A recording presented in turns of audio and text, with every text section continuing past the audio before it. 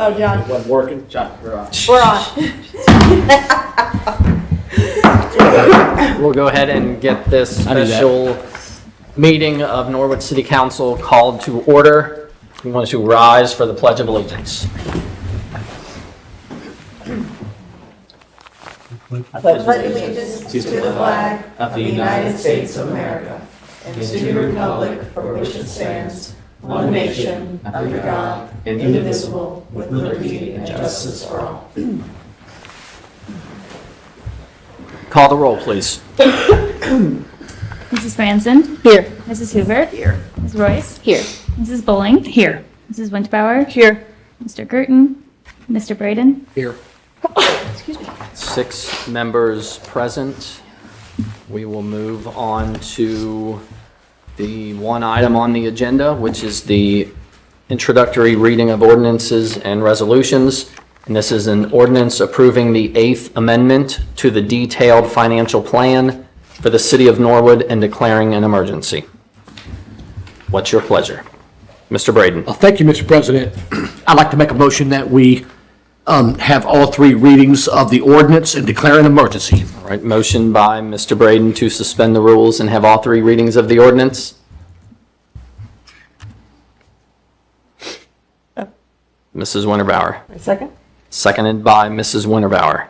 Any discussion? Mr. Braden. Thank you, Mr. President. Appreciate that. The only question I have would be what the difference would be from the document I had last night to the document I have today. That's the only thing I would like to know. Mayor Schneider. I can answer that. Thank you. Now, I appreciate all the time and effort that you guys put into reviewing this and working with me and working with different department heads. There were a couple of really small minor changes that were put in there. One is we had the recreation director's salary in improperly. It was a little lower than what it actually is, so we corrected that. There were a couple of different areas, like the communication center. There was not insurance, and HSA was not included for NORCOM stuff. The auxiliary police officers that are part-time were actually listed as full-time, or the pay scale was listed in there as full-time, so that was corrected. We have an open position that didn't have dental and life allocated for that, so that small amount was put in there. And there was some discussion that the Auditor State's Office had on leave and buyouts and buybacks, but that's staying the way it is at this point. There was also a discussion on some street fund interest revenue, and that stayed the same from your yellow copy yesterday to your green copy today. So very minor changes to what you reviewed at the Finance Committee meeting yesterday. Thank you. I'm sorry, one other area. At a meeting, there was a discussion recently about the new HR director, and that salary was changed to correct that. And there was a tweak to the capital improvements to compensate for that amount. We are still ending up with, in the fifth year, with a $1,700,000 carryover, even with all the projects that are going on. So it all pretty much balances out the way it should. Thank you, sir. Is it perfect? I mean, it's perfect now, and as soon as you guys pass it, something changes, you know? And the Auditor State's Office sent back basically about 10 different things on their last review of it. And if she looked at it again, she'll probably find 10 more things, because she's got this eagle eye forensic accounting part to her. But it is as close as possible at this point for what we need. Yeah. Any other discussion? Mrs. Winterbauer. I had one thing I forgot, and this is for Mr. Bonsall, I believe, but Mrs. Franzen asked this in our finance meeting on the 26th, and I forgot to follow up on it. Do you want? You go ahead. Okay. She was wondering how well have the forecasted budgets match up in the past versus reality, if you feel like forecasting has gone well. She mentioned that Factory 52 obviously kind of impacted that, and if we've seen any improvements or definite numbers moving forward that we might be able to use in there. The Rookwood TIF kind of came up as a question too. We weren't sure what the current status of that TIF was as well. Mr. Bonzo? Great. Yeah, thank you so much. So as far as forecasts, I mean, last year we had made a forecast, and I think we exceeded it. It was exceeded by like $1 million. I think part of the issue with the forecasting is that there's uncertainty because so many companies have very fluctuating net profit tax. So like I said, some companies, there's times where we'll get a huge amount. There's one specific company that was almost 20% of the net profit tax last year, but we didn't get anything from them the year before. So it just is, there's a lot of fluctuations there. And the net profit tax is about $5 million of the 20 million 408 that we got last year. So that's kind of why, like, you'll see the estimate for 2024 to be about $1 million lower than 2023, just because of that 5 million, 48% of that 5 million were from companies the year before that had given us, that we got nothing from when it comes to net profit.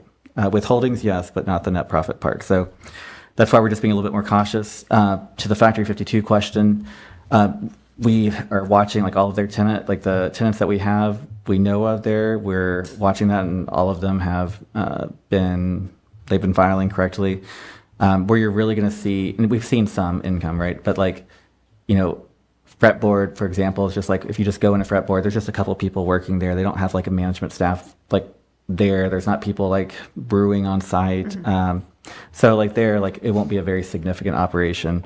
And a lot of those other places too just have one or two employees, which we're very grateful for. It's a wonderful spot, but What's there now is not really what's going to be bringing in the money. It's the future office building or hotel.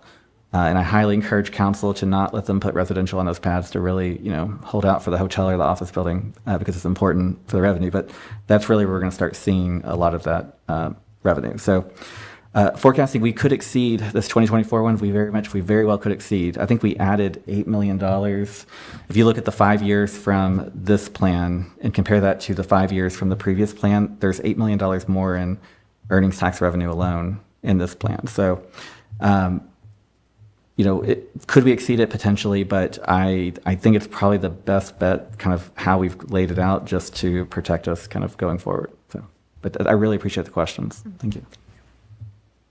Mayor Schneider. Might I add that our income tax department and our treasurer's office is running full steam now and really very productive and on top of things. And that was a concern that I had for many years from community members saying, is the city getting the taxes that it's supposed to be receiving at the right times? And I think we're moving. The other thing I would say on the financial recovery plan, you'll see materials and supplies, and a lot of these departments, materials and supplies have went up. That's because we're actually working. And there's a lot of work being done, and it takes more paper, and it takes more postage, and it takes more ink,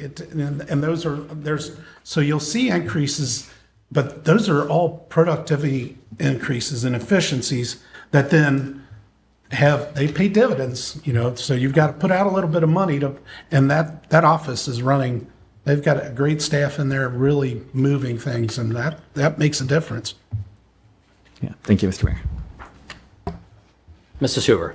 I'm just curious if this budget incorporates some of the expenses we're going to need to be doing in terms of getting the new fire trucks and police vehicles and that sort of thing. Yes, it does. And that's one of the nice things about this plan, is that it is looking at what the fire chief and what the police chief are looking at and requesting.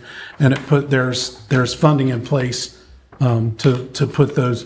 And prior to the beginning of the year, there was no way. I thought there's no way we're going to be able to be in a position to purchase. I think the chief said at the finance committee meeting, it takes 36 and 38 months from the time you place an order for a fire truck or a ladder truck. 36 months. I didn't think we'd be anywhere near the position we're in now that potentially could meet his timeline for when he's saying this piece of equipment. A fire truck will last 20 years and then it goes out of service because it's really not certified. So we're meeting some of those demands. I didn't think we'd get anywhere near that.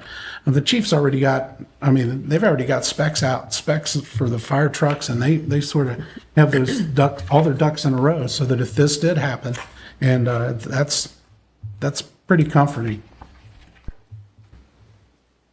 Mrs. Winterbauer.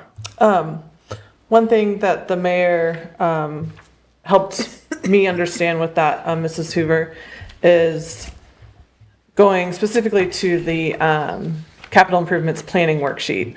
What page are you on? It's the last attachment document, so the last 3 pages. Very back few pages. Third from the last page.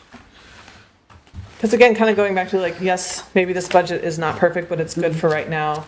But I kind of kept getting stuck on some of the capital projects in various departments and looking at 2026 to 2028 and kind of seeing the same numbers for those 3 years, where 2025, there were different numbers because we have a set plan. The city knows what they want to invest in and what's coming.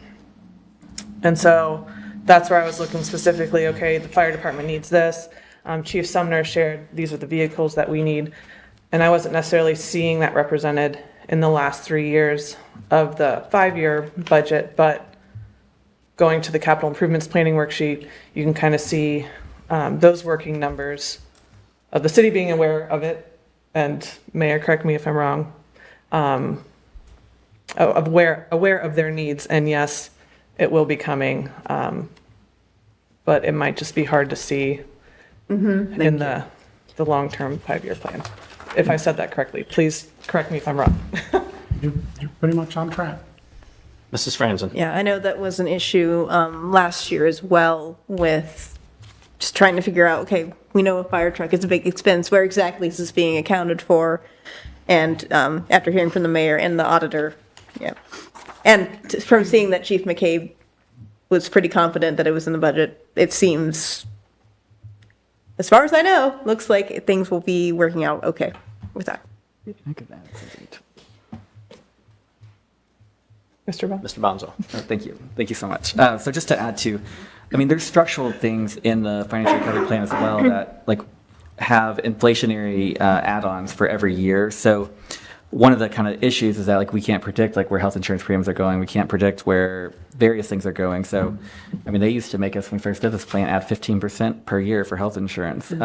So like those last 2 years always looked extremely bare because, you know, we had to account for that in the plan. But literally every single financial recovery plan that we've ever passed, like it does kind of like have the capital stuff front loaded, but a lot of it's because there's just so many unknowns later, and those things will start to work themselves out, and then it'll allow more money to be able to be used in those later years. So you're not alone. And like Mr. Thompson, before you had those same concerns, and I think they're valid, but it just, after you do these for a couple of years now, it just kind of works out. And then also the other thing is once you actually know you want to do a capital project and like we have room in the 5-year, a lot of times it's just better to do it in year 1 and get it done with, since we have a $9 or $10 million surplus instead of waiting till year 3 or year 4 to get that done. So I think all valid questions. Thank you for letting me talk.